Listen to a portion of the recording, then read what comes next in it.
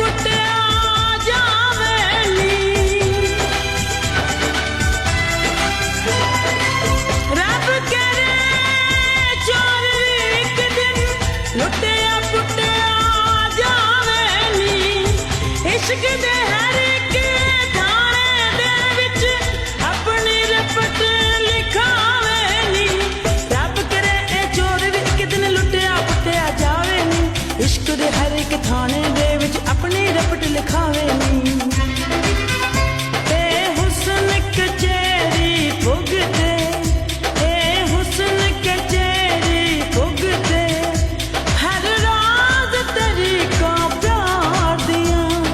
ਯਾਰ ਮੇਰੇ ਦੀਆਂ ਅੱਖੀਆਂ